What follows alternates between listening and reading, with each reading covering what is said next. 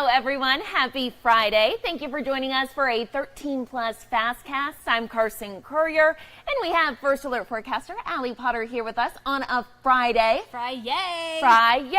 Everyone's been saying it all morning. I know. But Allie, the bad news is that those high temps, I mean, it felt like we were out of the woods for a little bit, but they're coming right back. Yeah, we were getting so spoiled, right, with these cooler temperatures and the 90s, lots of rain. Yeah, different story, Carson, as we head into the weekend. So I'm just going to go ahead and just get right to the weekend. In fact, Saturday, a high of 103 with a 30% chance for rain. Any showers, though, would be after that 11 o'clock hour tomorrow morning. So if you have any outdoor plans, your best bet is to do it earlier in the day rather than later. But then on Sunday, those temperatures creeping up just a little bit. 105 for the high on Sunday with a very slight chance for rain, only a 10%. Any type of showers would indeed be after that 11 o'clock hour. Some calm winds, though, but that is why we have this excessive heat watch going into effect on Sunday morning. It's going to continue through Tuesday evening. This does include the Tucson metro area, parts of Green Valley, Nogales, Sells, all the way over to Ajo, and all the way up to Phoenix. Right now, though, temps not too bad at all. Taking a live look here on Mount Bigelow. Yesterday, that tree was blown in the wind. Not so much the case today. 92 degrees right now in Tucson, 90 for Safford. The 80s, though, for you in Nogales. 96 in Marana, 89 degrees for Benson, 84 for our friends down in Bisbee. Taking a live look at our satellite radar, just dry conditions, clear conditions. We're not tracking any type of rain. Obviously, no hail, no snow, nothing like that. Just some dry conditions, some cooler temperatures, though. That's good news. A little bit of cloud coverage. Scattered showers are very possible throughout your Friday. Let's time it out around that 2 o'clock hour, parts of Elfrida, a little spotty north of Tombstone, a little bit in the Tucson area. Sonoyta picking up some storms later on around that 4:30 hour mark. Tubac, parts of Nogales. Again, scattered showers, really very similar to what we in fact saw yesterday for different parts of southern Arizona. But it is looking a little promising, though, with our HER model here. That's actually what I'm showing you. With the Tucson metro area around 9 o'clock, though, this evening. I am giving it still a 30% chance for rain for your Friday. 102 for the high. Sierra Vista, 92 degrees with a 40% chance for rain. Douglas, also a 40% with temps in the 90s. Sticking with the 90s for Nogales. Today's forecast, if you're in our neighboring towns, in Oro Valley, 30% chance. Green Valley, 30. Tanque Verde, 30. And then Benson, 40%. The 90s only in Green Valley and Benson. Triple digits, though, for Tanque Verde and Oro Valley. Your 7-day forecast, those triple digits are continuing throughout the weekend, heading into next week, Carson. Unfortunately, a nice little break, though, by your Thursday. The 90s do make a comeback, but of course, what's on everyone's mind right now are the hot temperatures that we're going to see. And I know you're going, yeah, but 105, 107, you know, we're pretty used to those, but keep in mind we've had those 90s for so long. I know, with those temperatures or the rain chances in the 30s and 40s. So we've been seeing the rain, the cooler temps, and now the heat is on. So plan accordingly. Now, Allie, too, since we have a less likelihood to see those showers, does that mean our dew point's going to be a little bit lower, so less humidity? That's That's good. The good news. Yeah.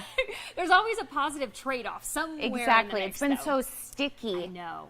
But still, it'll be pretty hot. Yeah, so, so the hot temperatures, less rain chances, but like you said, the dew points are going to drop as well. So, pick your poison, so to speak. So there you go. Stay safe and cool out there. Lots of hydration this weekend. Awesome. Thank you, Allie, so much. Yeah.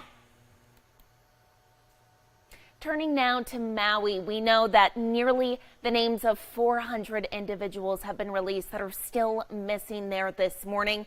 The death toll sitting at 115 as those search and rescue operations, they are still underway. Now, a reporter in Maui spoke to a crew of firefighters who went in to fight those fires, and they didn't think they were going to make it out. Absolutely tragic, very traumatic. Chelsea Davis has that story from Maui. Firefighters take an oath to serve and protect their community, their family members, their friends, even strangers. And that's exactly what they did on August 8th. And they were prepared to fight even until their death. It's a day that changed their lives forever. It's a day that Captain Jay Fujita thought was his last.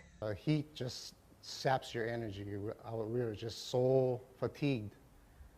I remember I was trying to even change my bottle, and I couldn't even do that. I couldn't even change my own bottle. I was so fatigued. And yes, I remember looking at the windshield, and the windshield of the truck was failing. And so I was pretty sure that if we stayed there, we weren't going to make it.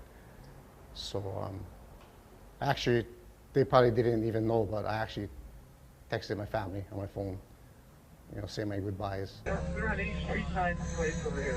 At the intersection of Lahaina Luna Road and Pauoa Street, Captain Fujita and his driver, Kavika Casco, says their fire engine got so hot they had to get out in the middle of a firestorm. We decided to shelter in place, and on that road, we did pull a line, try to protect ourselves with the water.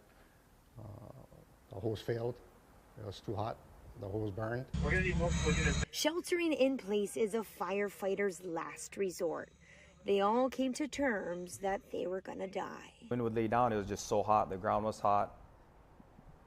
Even to the touch through your gloves, through your protective gear, it was just burning. So we just kind of sat there pretty much trying to wait it out. As the flames started closing in on them, a sign of hope. All of a sudden, out of the smoke, a police SUV rolled up, and one of our firefighter on the other crew that we were with, he opened the door and he's like, "Get in." That was the moment Kavika and his captain realized they were going to survive. I mean, second chance. Yeah, we all got a second chance. A moment of relief that didn't last long. It's just hard sometimes, like we got out and like a lot of people didn't, like friends, parents, and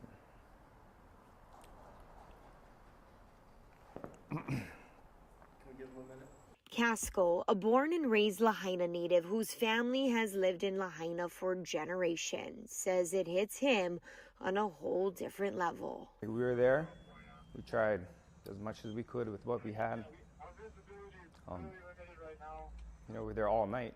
We didn't sleep. I mean, I know there are a lot of community members there, friends that were up there in the smoke, that they were doing the same thing, pulling people out. It's something different for us here because we usually win. Whenever there's other fires, we usually win. We usually pull together and win. And this is one that we didn't win. These two heroes who dedicate their whole lives to protecting want the people of Lahaina to know they mourn with them. If there's one community, Lahaina is going to get through it, and I will be there every step of the way to help, in whatever capacity I can to make that happen. Chelsea Davis, Hawaii News Now.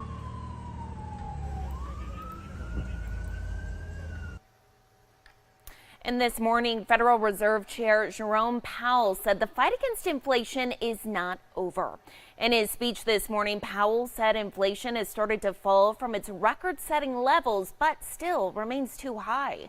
He said the Federal Reserve will be careful with regards to future interest rate hikes, but says they might be necessary. Listen. 2% is and will remain our inflation target. We are committed to achieving and sustaining a stance of monetary policy that is sufficiently restrictive to bring inflation down to that level over time. Beyond changes in interest rates, bank lending standards have tightened and loan growth has slowed sharply. Such a tightening of broad financial conditions typically contributes to a slowing in the growth of economic activity, and there is evidence of that in this cycle as well. Rising interest rates and high inflation is making Americans a little more careful about spending money. Consumer sentiment numbers released today showed less optimism about the economy. Investors expected the number to fall, but say it shows rising concern about where the economy is heading. Switching gears now, taking a look to our website. A reminder, today is the deadline to file a claim in the Facebook data privacy settlement. Facebook's parent company, Meta, reached the $725 million settlement last year to settle privacy-related class action lawsuits. To be eligible for part of the settlement, Facebook users must have had an account at any point between May 24th of 2007 and December of last year. Again, May 24th of 2007 and December last year. Now, the amount people will receive depends on the number of claims filed. Again, if you're interested in reading a little bit more about this is on our website. That's KOLD.com. You can click on this story you see right here on your screen. And here at home, a lifelong Tucson resident is making sure that the old in Old Pueblo remains. Now, he's restoring some of the most iconic buses and stage cars that graced the streets decades ago. Our very own 13 News reporter Sean Mahoney shares his story. Public transportation has always been a constant here in the Old Pueblo. Now we have apps like Uber and Lyft that do the job for it, but the history of getting around here in Tucson comes from these buses. Mark Hunt has been a part all along, and he's looking to bring this history back to life. It was one of my checks back then, back in March 27, 1958. At 89 years old, the wheels keep turning for Mark Hart. The wheels on a bus, a constant stop for him. It kind of stuck to my blood, really, so because starting out with models, because I've been starting making models in 1944. After a short stint in the Army in the 50s, Hart went back to his first love, making model buses. Many featured in newspapers, a big shot on the small streets, some might say, but it was time for him to take the next step. When I got out of the Army, I couldn't go back into projection work, so I ended up driving a bus. Hart was the only driver during a strike in the 50s, dedication to the craft, which he turned into crafts of his own. And I learned a little bit about body work on buses and painting and all that. Finally, we got a hold of a couple, and that's how it started on that. Fast forward nearly 6 decades, the train still hasn't left the station. We try to keep the history going of the transportation here in Tucson. Hart started the Hart Bus Factory, which restores buses, trains, and stage cars, the same ones that were used nearly a century ago, some of them driving onto the big screen. Loan them out for movie shots, and we do car shows and some other types of displays, you know, and stuff like that. But his favorite part, bringing back memories for other Tucson lifers. A lot of them do come up and they say, oh, I remember riding on that bus, and they remember the number and this and that. And what started as a hobby for Hunt quickly turned into a lifelong business. No, scratch that, a lifestyle. Hunt even going so far as to live in some of the buses that he restores. This is the thing you use in the back of the truck to hold things in place so they don't roll around. It happened in such a way as we were trying to save gas because of where my daughter lives. Gene was telling me, he says, why don't you just go ahead and come over here and live one of the buses? Home from Hart is a Navajope bus from the 60s, and he says it's all he needs. I got my stove here and my microwave there, and I got 2 refrigerators, one in the office and one out the other end of the building. So I keep supplied and everything. From working on buses to living in them, Hart says he hopes his passion drives others to find theirs. It's my home away from home, you know. I enjoy it. I think it was meant to be that way from the higher up. Now, if you want to take a look at some of these historic vehicles for yourself, like this stage car that I'm standing in right now, you can head over to the museum. Hart says he is open for business and anyone who wants to come visit. It's on South 4th Avenue, right across from the Crossroads restaurant. But these may be coming to you soon. He says he hopes to get some of these out on the street once again. Reporting from the South Side, Sean Mahoney, I'll send it back to you.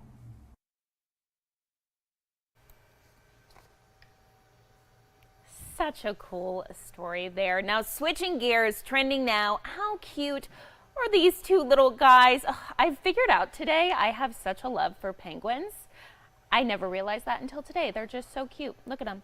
Well, it is swim lesson time for two adorable Humboldt penguins at England's Chester Zoo. Just 3 months old, Rob and Ryan, how hilarious are their names, just got their feet wet for the first time after shedding their fuzzy baby feathers and leaving their nest. Humboldt penguins are known for their charismatic personalities and unique black and white markings. Sadly, Humboldt penguins are one of the most vulnerable penguin species at risk of extinction due to climate change, marine pollution, and overfishing. So the good news is these two little guys, they are in the zoo. They are safe. And I mean, I'll say it one more time. They're just so cute. We will leave you here with a live look out to the Tucson mountains, blue skies, sunshine, and with that, you heard it from Allie Potter, high temps. So definitely stay cool out there. Thank you all so much for watching this 13 Plus FastCast. I'm Carson Courier. Tune in at 2:30 for more news and weather. Have a great day and a great